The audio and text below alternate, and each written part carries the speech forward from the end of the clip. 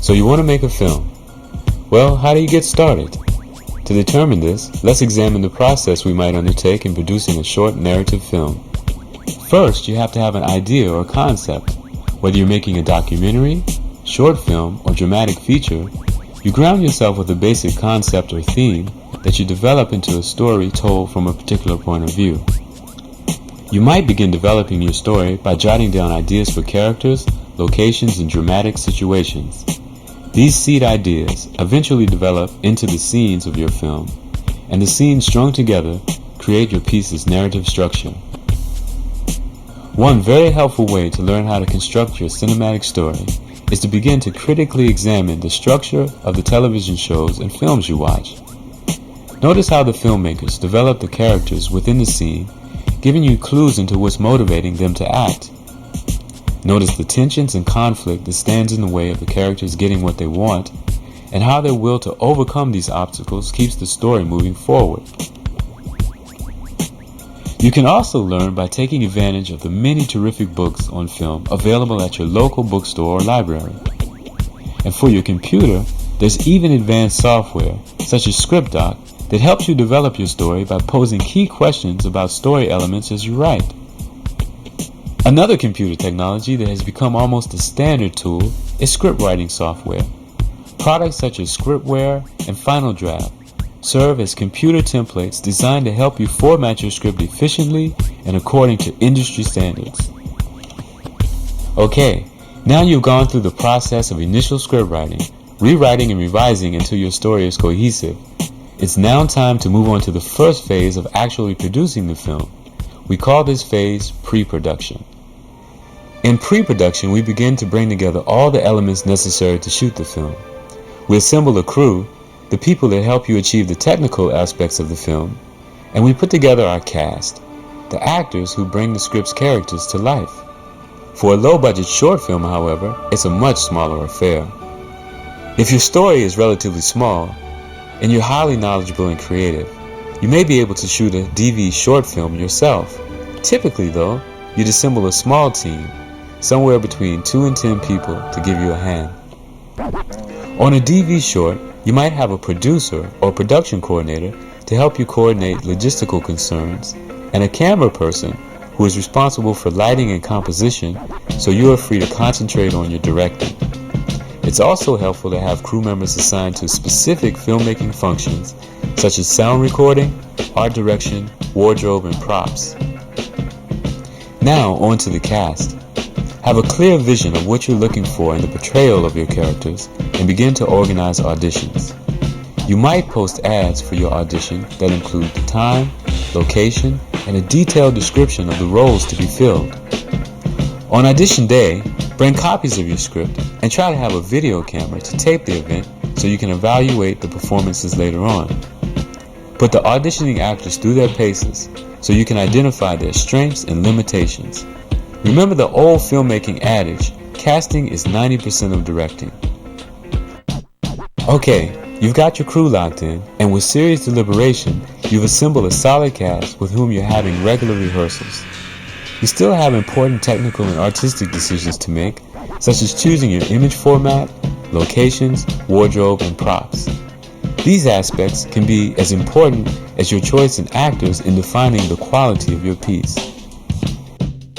The recent technology of digital video, or DV for short, represents a major breakthrough for up-and-coming filmmakers because the equipment and recording tape is relatively inexpensive but produces a high-quality image. DV cameras are extremely lightweight and efficient and produce an image that can be transferred directly to a digitally based editing system after shooting. For aspiring filmmakers, this makes it an ideal format to learn the language of film. Pre-production was a bear, but you got through it. Now, on to the really fun part, the actual shooting of the film. This phase we call production. All the planning is paid off and your cast and crew are in place on location. Crew members begin to ready the location for your first scene by customizing the shooting area to make it appear appropriate to your story. Your camera person adds any necessary lighting and works with you and the actors to block out or stage the individual shots that will make up your scenes. As you learn from your observance and study of the filmic language, a scene usually consists of shots taken from varying angles and distances from the subject that, when assembled together, give the impression of a seamless event in time. Before you actually shoot, you make decisions about angles and shot sizes that best emphasize the dramatic flow and content of your scene.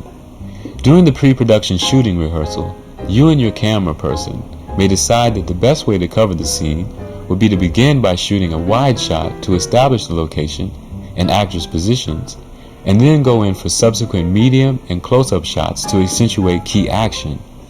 For some scenes, however, you may choose the approach of choreographing the action so it can be filmed in a single run of the camera, giving a very fluid and immediate effect. Whichever approach you choose, make sure it feels appropriate for the scene and fits cohesively with the style and manner in which you're telling the rest of the story.